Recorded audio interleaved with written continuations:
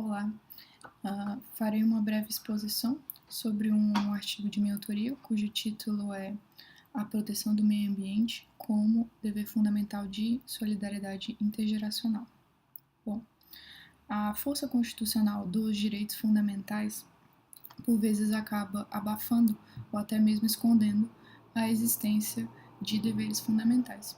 E apesar de não ser dada uma atenção semelhante aos deveres quando comparados aos direitos fundamentais, sob a perspectiva doutrinária e jurisprudencial, os deveres fundamentais constituem uma categoria autônoma de muita relevância no sentido de concretizar um estado de bem-estar social e até mesmo de efetivação dos próprios direitos fundamentais. No texto constitucional brasileiro, talvez o dever fundamental mais claro seja justamente o de proteção, defesa do meio ambiente. A noção de deveres está associada à ideia de que da atitude individual depende o bem-estar da coletividade, o que demonstra, de certa forma, um senso, uma noção de consciência coletiva, de responsabilidade social. Os deveres fundamentais constituem, assim, situações jurídicas em que há uma vinculação com determinado comportamento, seja este comportamento de agir ou de não agir. E o texto constitucional brasileiro contém diversas hipóteses de deveres fundamentais, e apenas a título de exemplos eu vou citar alguns, como por exemplo o artigo 144, que trata sobre segurança pública, não apenas como um direito da sociedade e um dever do Estado, mas também responsabilidade de todos. E essa expressão, responsabilidade de todos, acaba justamente mostrando esse conteúdo de dever fundamental. Ou até mesmo o artigo 205, que trata sobre educação como um direito de todos e um dever do Estado, mas também chama os cidadãos a um incentivo, um incentivo então da comunidade, no sentido de garantir o desenvolvimento da pessoa. E ademais também o artigo 216, parágrafo 1º, que trata da proteção do patrimônio cultural brasileiro mediante uma colaboração da sociedade. Então são artigos que tratam de deveres fundamentais.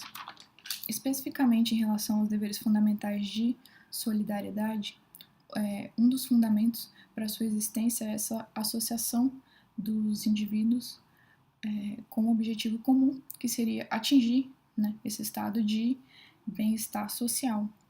Kant, inclusive, coloca os direitos de solidariedade na categoria os deveres de solidariedade na categoria de deveres de virtude para com os outros.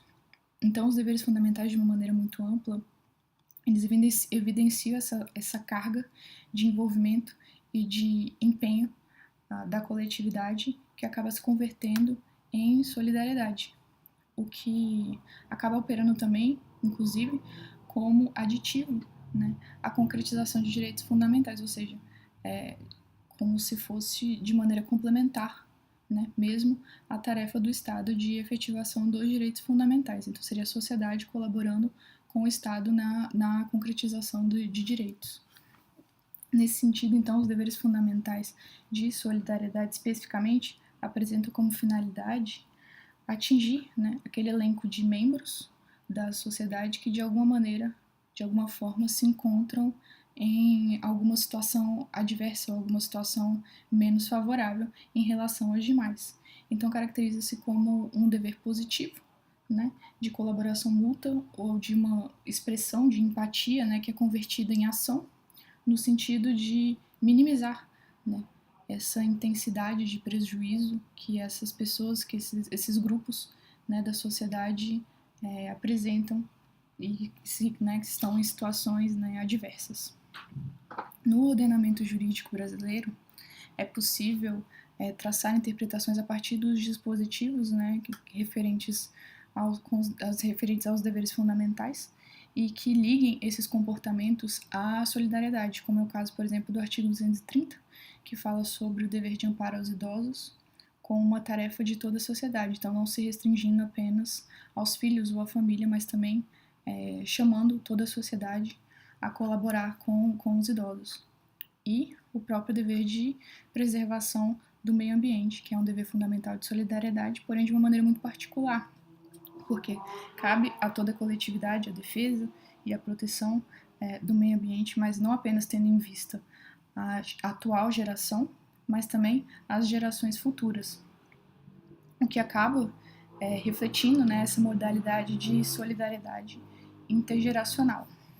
Então, o meio ambiente ecologicamente equilibrado configura-se como um direito de todos, mas mais que isso, ele é um direito-dever que requer um certo nível de solidariedade para sua devida concretização. Assim, a solidariedade envolvida no dever de proteção do meio ambiente é especial justamente porque é um dever da geração presente para com ela mesma, mas também pensando e tendo em vista as próximas gerações e seus sucessores. Parte do pressuposto que o comportamento da comunidade contemporânea produz efeitos presentes e futuros, e que as próximas gerações também serão afetadas por tudo que ocorre atualmente, e elas serão afetadas positiva ou negativamente, conforme a conduta atual.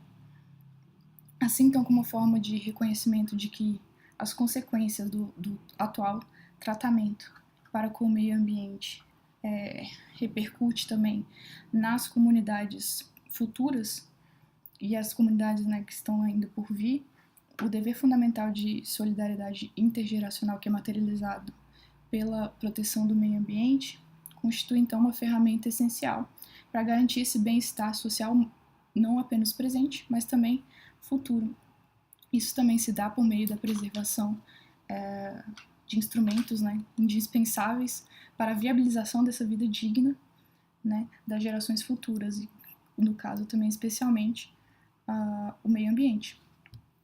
No artigo 225 da Constituição Brasileira, que trata justamente sobre o meio ambiente, enuncia simultaneamente o direito ao meio ambiente ecologicamente equilibrado, mas também o dever de defendê-lo, tanto para gerações presentes como para gerações futuras. E isso tudo por ser o meio ambiente um bem comum de uso do povo.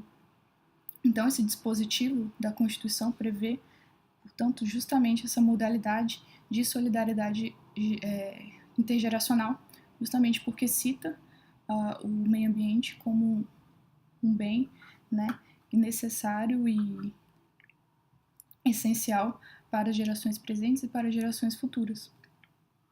Então, o estado do meio ambiente, bem como a sua duração, dependem precisamente da colaboração coletiva na sua devida preservação, por meio do uso consciente e sustentável dos recursos naturais disponíveis. O ordenamento jurídico espanhol, por sua vez, no seu artigo 145, também prevê o direito-dever ao meio ambiente adequado, que é uma previsão muito próxima do artigo 66 da Constituição da República Portuguesa. Entretanto, a Constituição Portuguesa acrescenta um ponto interessante no seu artigo 45, número 2, que pontua sobre a tarefa do Estado na conservação dos recursos naturais, então, sendo toda essa atuação apoiada em solidariedade coletiva. Então, o que significa que os cidadãos são chamados a contribuírem juntamente com o Estado para a preservação do meio ambiente, então, de disposição da própria Constituição Portuguesa. Em relação ao direito ao meio ambiente, está associado também a fruição consciente de bens naturais, como também um dever de proteção destes bens, em um verdadeiro cenário de solidariedade comunitária. E ainda, essa solidariedade sendo ainda em maior amplitude, porque envolve justamente as gerações presentes e as que ainda estão por vir. É importante, assim, que através desse vínculo existente entre as gerações, oferecer aos sucessores, aos que ainda estão por vir, as gerações futuras, a oportunidade de tomar as suas próprias decisões. Portanto, é essencial que a toda comunidade seja igualmente conferida a responsabilidade de utilização consciente e sustentável dos recursos naturais e pela devida preservação do meio ambiente, até mesmo como consequência do cumprimento do dever fundamental de solidariedade intergeracional, que é a proteção do meio ambiente. Muito obrigada.